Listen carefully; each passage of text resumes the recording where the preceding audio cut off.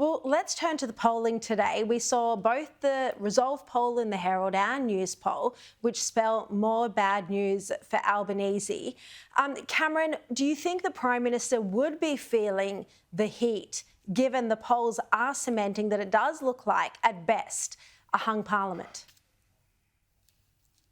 Well, this guy must have the thickest skin in Australia because he hasn't heard the message from the people on the street, the people he's supposed to be out meeting, Sharri. I mean, it's no great surprise. The rest of us who are talking to Australians understand just how badly this government's handling things. I mean, this is a government who has an answer for nothing and an excuse for everything.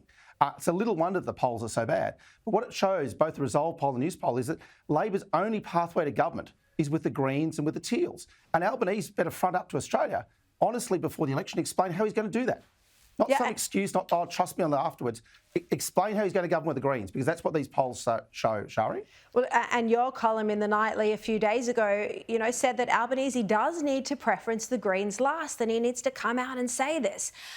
David Gazard, they're a deeply extremist party. They are indeed.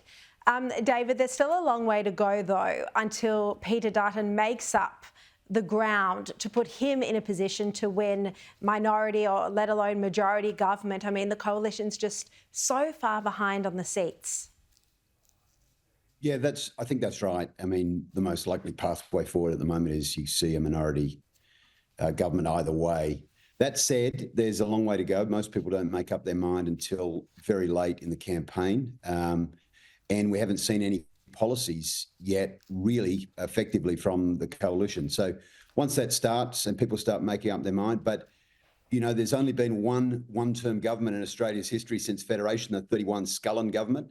So just on sheer history alone, you'd have to say that most people would be very careful about switching their vote this time round. That said, you've seen a compression of voting habits at state elections, bigger swings, shorter durations of government. So, this landscape has changed a lot since the Scullin government, no doubt about that. Since nearly 100 years ago. And Labor's primary anyway at the last election was just 33%, a record low, and it's only fallen since then. Now, Peter Dutton gave a major speech on nuclear energy policy today. Cameron, the opposition leader said that if the state premier supported his plan, he'd be able to get it up and running pretty quickly. But the issue is that most of the states, at this point anyway, don't support it. Well, that's right. And I think even David Crisafulli in Queensland said that he won't go nuclear even if he wins the Queensland state election. So, yes, there's that problem. But I think the voters are making the change here, Sharri. I mean, 19 out of 20 countries around the world use nuclear power perfectly safely. I mean, the French get to Paris Accord numbers because they've got nuclear energy, for goodness sake.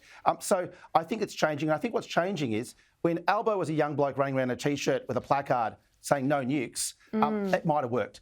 60 plus now, he's not moved with the times. Young people aren't fearful of nuclear energy, and they're becoming a huge voting cohort.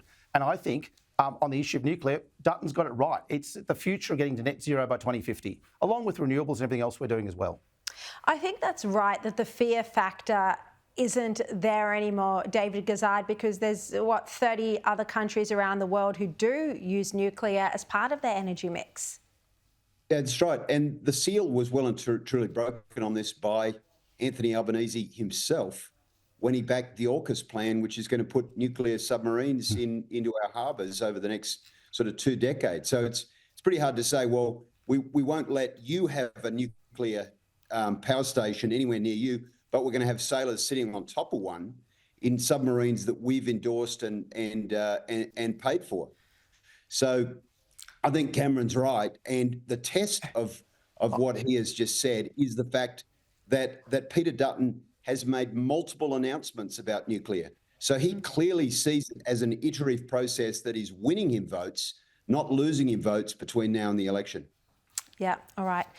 I think you're absolutely right, David. I think you're absolutely right. I was going to say, I mean, Peter Dutton's nuclear power plants are going to be much further away from population and community, and yet, Albo's nuclear subs are going to be sitting under the Sydney Harbour Bridge. I mean, if you're fearful about nuclear, the AUKUS subs are a far worse problem. So, no, I think David's exactly right. I mean, I think the fear factor's gone out, and Peter Dutton has been up front, and yet the polls are still going his way even after announcing this nuclear policy.